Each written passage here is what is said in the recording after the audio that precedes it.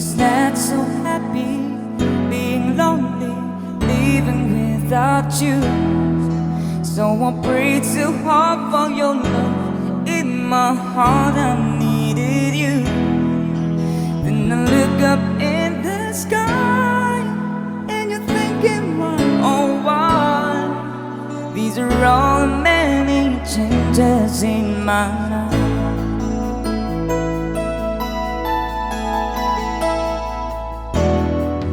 After all the carries and the laughter, no one is like you. Are you not a preacher with a someone who's so in love with you?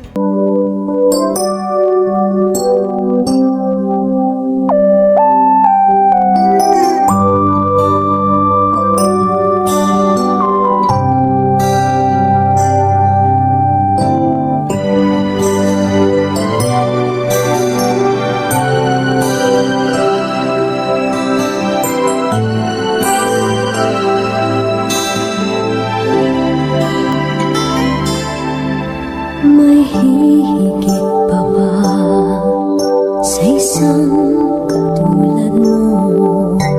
Inang mapagmahal na totoo. Lahat ng buti ay naroon sa puso mo. Buhay man ay handang ialay mo. Matiis ang isang anak.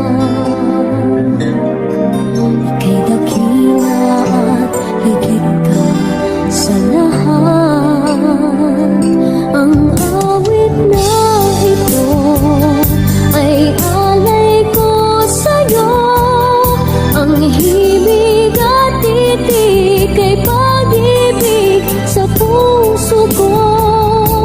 Ika'y nag-iisa, ikaw lang sa mundo. Ang may pusong wagas, ganyan ang tulad mo.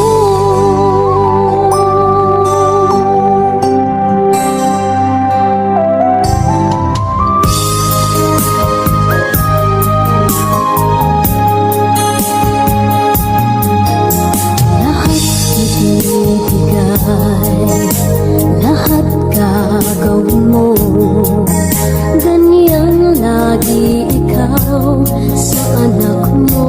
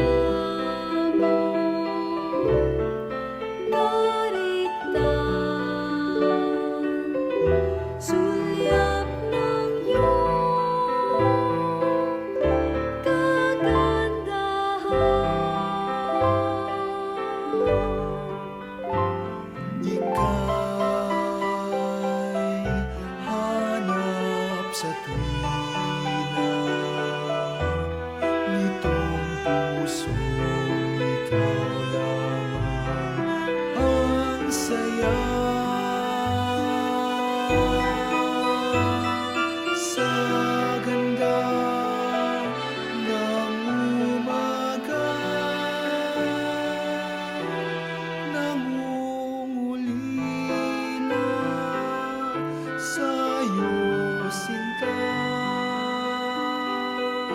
Ikaw ang aking tanging yaman at binubusan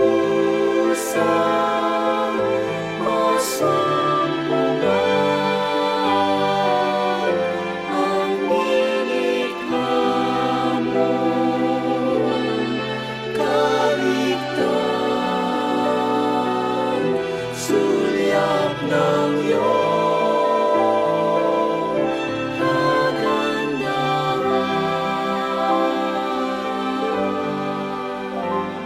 Ika'y hanap saglit sa kapwa ko, kita lagi nadarama sa iyong mga likha. Hangat pa rin masdan ang iyong mukha. Ikaw ang aking tanging yaman at binubusan masampungan ang nilikha mong kaligtan, sulyap ng iyong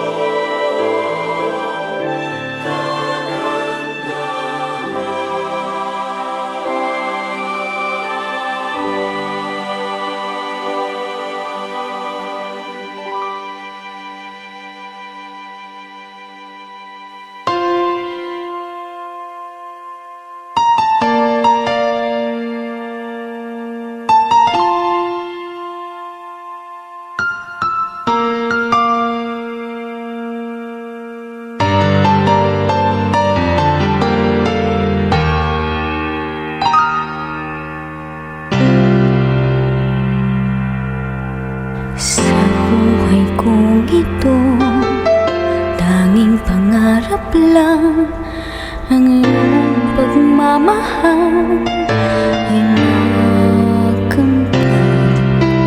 Kahit na sandali kita ay mamasdan, ligaya'y tila bang walang hanggan. Sana'y di na magising kung nangangarap man din, kung ang buhay na makulay ang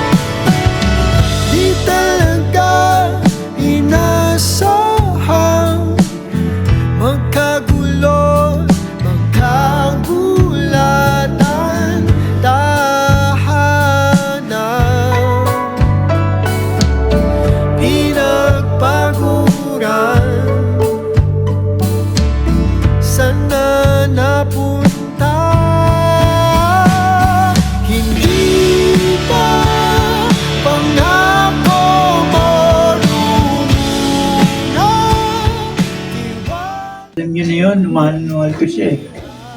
Yun naman yun.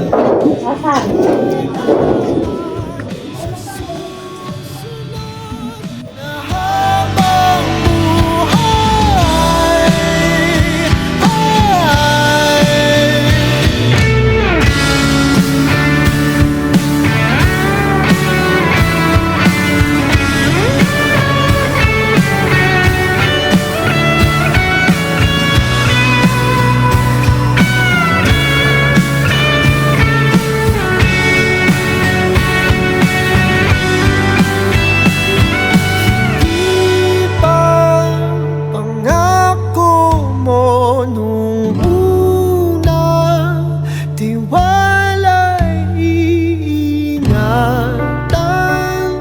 Baka naman sa susunod na habang buhay.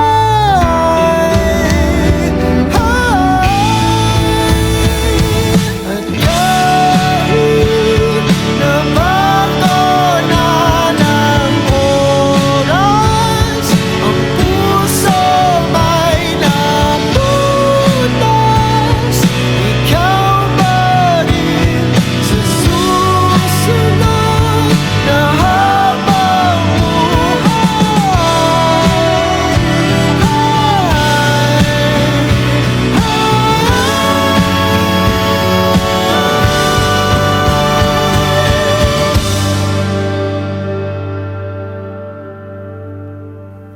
ikaw pa rin ang pipiliin kong mahalin sa susunod na habang buhay.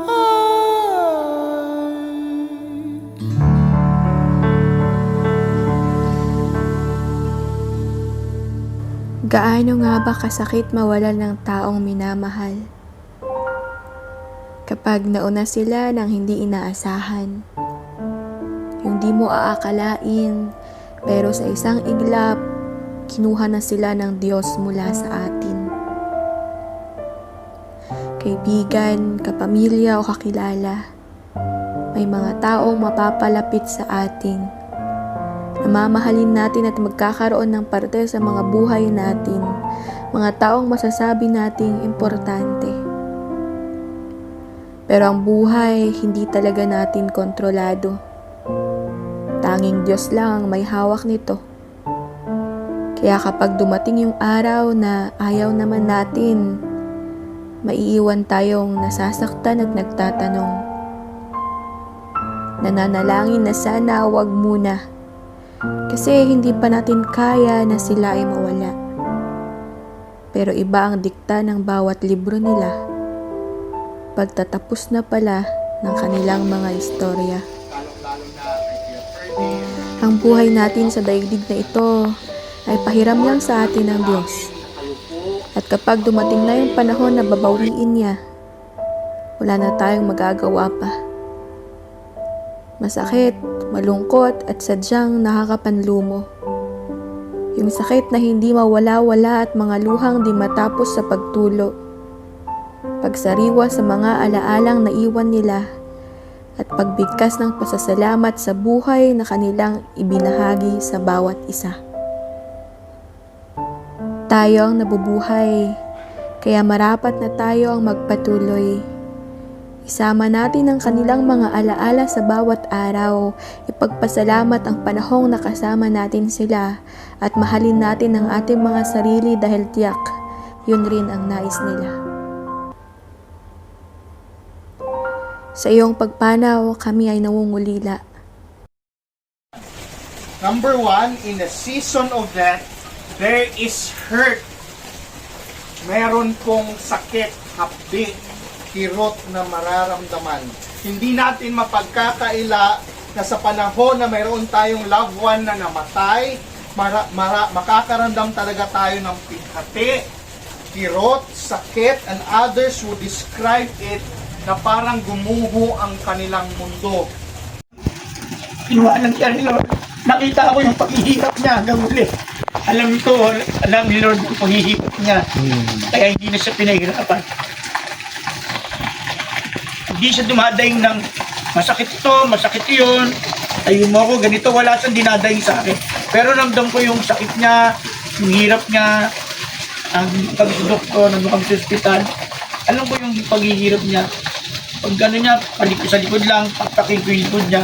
Alam ko na kumigirot yung bukol niya. Na ganun-ganun kahirap kung nadadaan. Wala siyang na sa akin na gusto niya lang lumabas. Ang lagi niyang tanong mo sa doktor, anong paraan para mawala yung hingal niya. Yun lang ang ginawa namin. Hindi na namin, ang sagot lang ng doktor, kailangan natin siyang oxygen na mas malakas. Kaya hindi umubra, talagang kailangan na siya dalhin sa ICU. Yun. Yung pagdating pala sa ICU, yun pala, huli ko siyang makikitang buhay. Na sinyasan lang, thumbs up lang kaming dalawa. Sabi ko laban, ganun lang siya. Tapos dumila, ganun. Yun na pala yung anak ko na yung senyas na mahal ko namin ng isa't isa. Yun lang, masayang na. Hihingi kami ng tawad sa kanila. Sana ganun din sila kay Roma. Kung ano man ang pagkukulang nila kay Roma, humingi rin sila ng tawad. Alam nila yun, alam nila na meron silang pagkukulang. Alam ko na may pagkukulang kami. Sana humingi sila ng tawad kay Roma. Yun lang ang aking humingi. Salamat! Kay buti na natin tatapat sa habang panahon. Maging sa kabila ng aking pagkukulang, biyaya na'y patuloy na lang.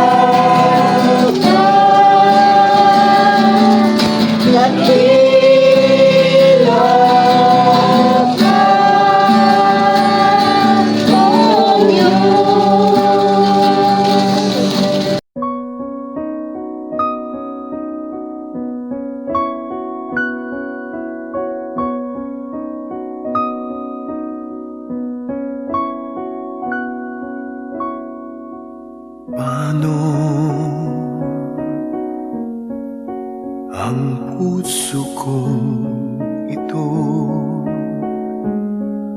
ngayon lumisan ka sa buhay ko.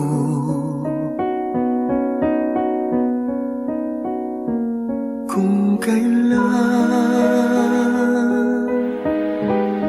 sumikat ang araw at lumigaya ang aking mundo,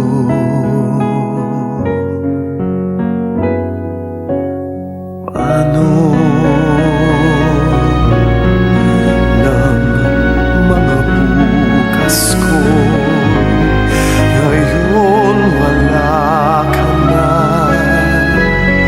sa piling ko? Ano mga pangarap, mga pangako sa bawat isa?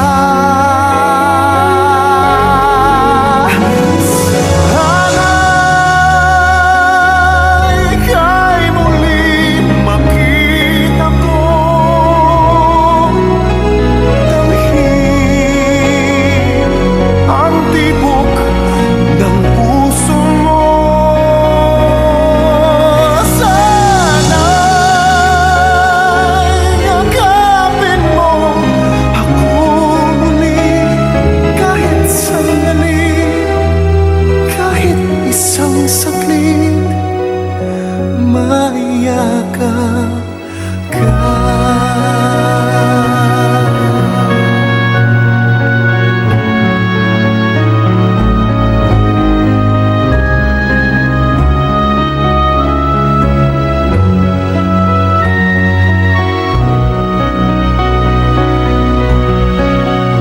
Puso ko'y biglang naulila, iyong iniwanan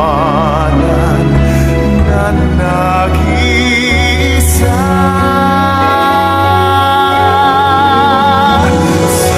Sana'y ika'y muling makita ko, damhin ang tibok ng puso mo. Sana'y yakapin mo ako muli kahit sandali, kahit isang saglit, maiyakap ka.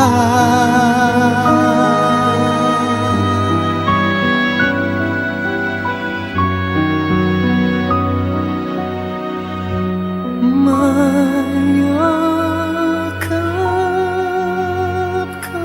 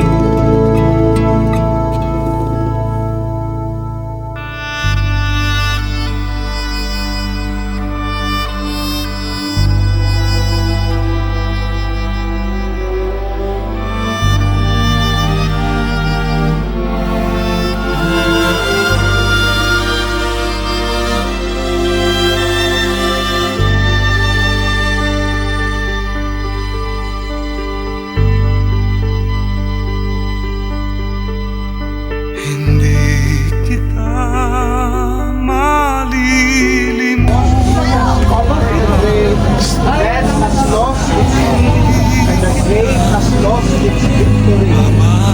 Let the aroma into your thinking, trusting the absent from the body, the present in the Lord.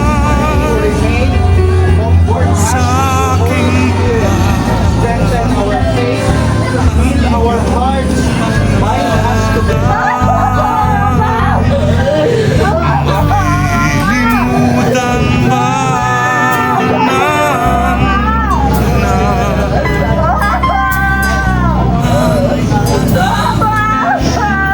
galing sa kanya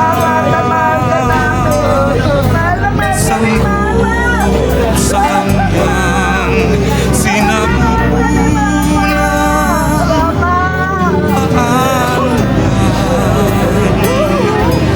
matatalikdan,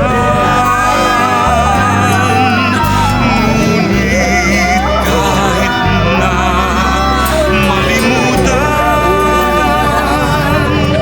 ng ina ang anak niyang tangan,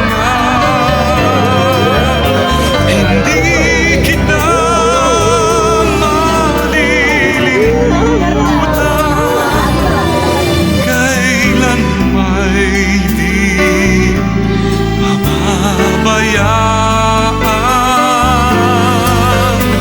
hindi kita malilimutan, kailan may di mababayaan.